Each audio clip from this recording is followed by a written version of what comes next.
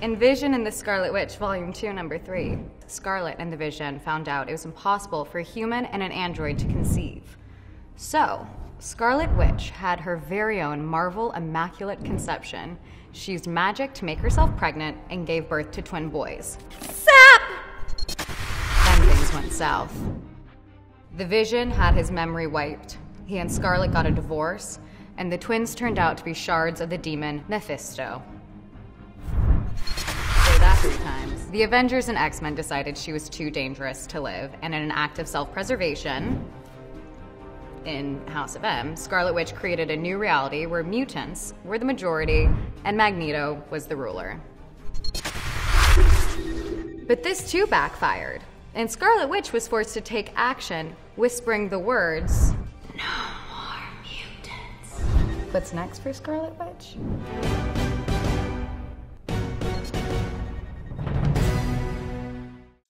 Welcome back, everyone. It's Charlie. This is going to be my new Doctor Strange 2 Scarlet Witch video, all about how they're setting up X-Men, creating the space for that in the Marvel Cinematic Universe. There were a couple really big things, including Patrick Stewart talking about MCU X-Men stuff, so we'll break it all down. If you're brand new to my channel, be sure to subscribe to get all the videos. I also have that extra Infinity Saga box set giveaway for all the Blu-ray set. All you have to do to enter that is be a subscriber and leave your biggest theory about how they'll introduce X-Men in the MCU.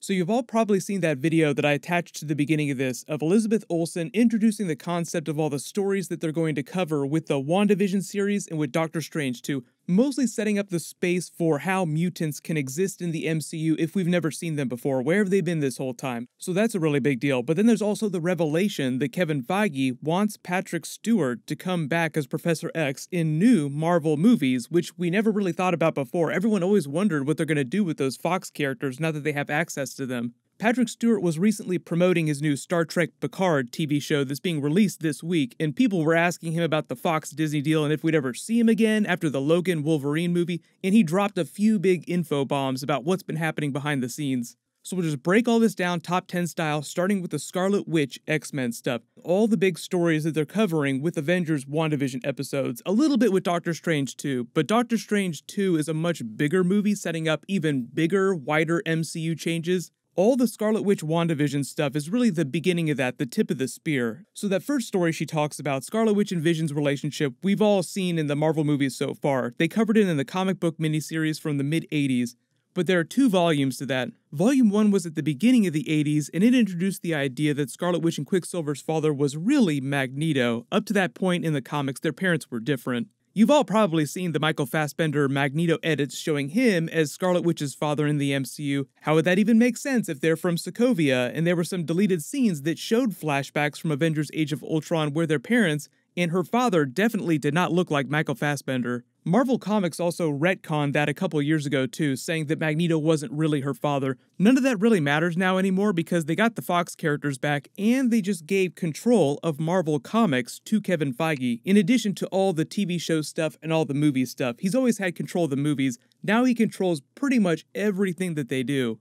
Number 9, Scarlet Witch and Vision's relationship from the Volume 2 comic is more relevant to the WandaVision series because not only do we know that she's going to try and live her best fake life, remember fake life, with a version of Vision, the comic book miniseries is also where they introduce their twin children, Wiccan and Speed, for the first time. I did a video a little while ago about the casting news and the videos that were released. It does seem like the children are going to show up on the WandaVision series, some form of her children, because during the series, they're introducing the idea of her chaos magic and reality warping. Number 8, Elizabeth Olsen also narrates the story about how Marvel came back after that comic and retconned her children, saying that they were really the soul shards of Mephisto, mostly because the Marvel editor at the time hated that the writers of the miniseries gave Scarlet Witch children. Back in the 80s, Marvel was like, no kids, we hate that idea, so the whole soul shard story was just because they hated what the previous writers had done.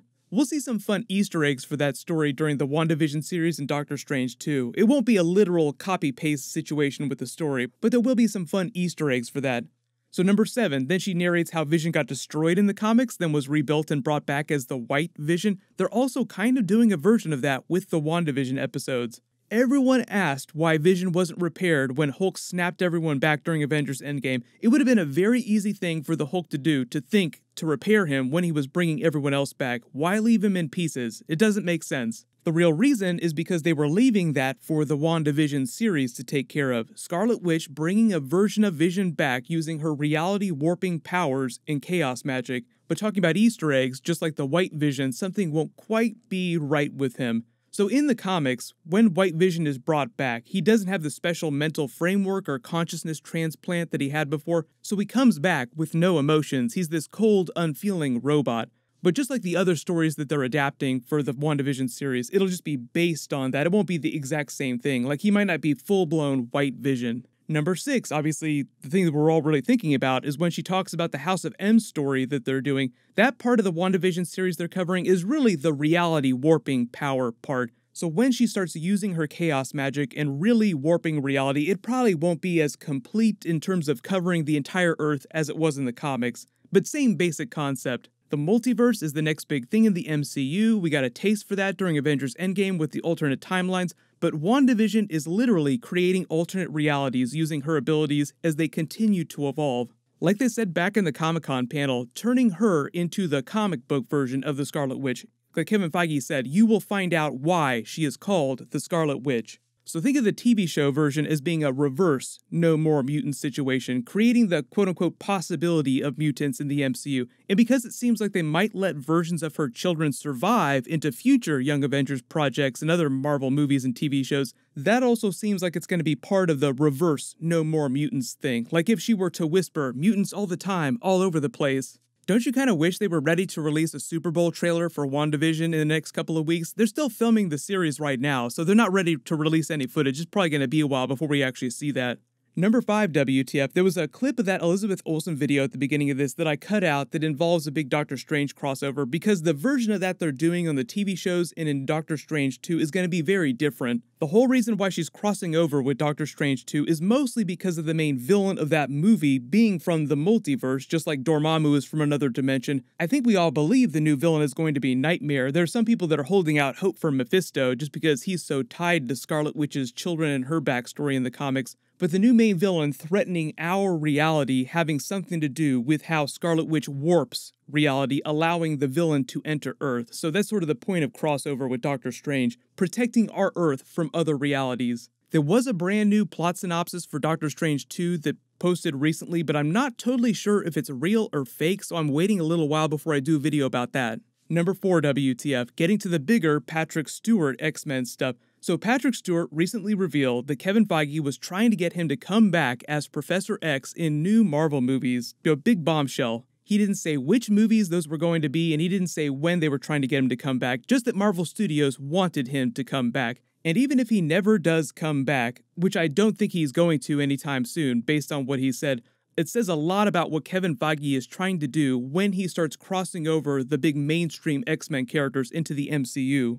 So number 3, that also means they've probably spoken with Hugh Jackman to see if he'd ever want to come back in more Marvel MCU movies. Before Logan was released, a long time ago, Hugh Jackman did say that if he ever had the chance to be in a Marvel movie with the Avengers, he would totally come back. But that was before Logan. After Logan was released, because that movie went down so well, it was received so well by the fans, he and Patrick Stewart kind of said that they were so happy with the closure that that movie gave them, and it was so good that they didn't need to come back. They wanted to end their time on a high note. The same cannot be said for all the other X-Men characters that were unfortunate enough to be in X-Men Dark Phoenix, like James McAvoy and Michael Fassbender. So number 2, I do think that James McAvoy and Michael Fassbender have been approached by Marvel about coming back at some point.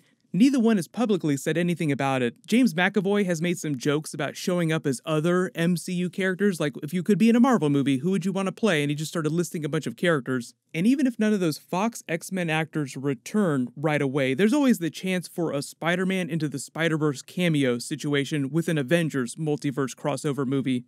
Secret Wars is the story that we all go back to, the one that's just so crazy that it would make sense that a bunch of different versions of characters would show up, so that's where you would slot in a bunch of cameos if you're going to do them.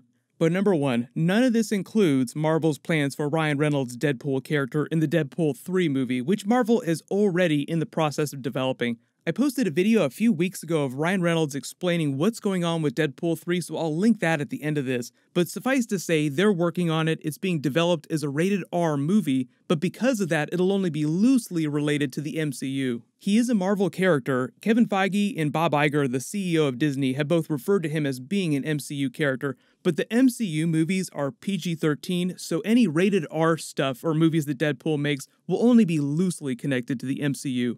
There was a new Iron Man video that I was working on. I'll try to post that in the next few days. Marvel also just released their first look teaser of the brand new dark version of Captain America, so I'll do a breakdown of that. That should post later tonight.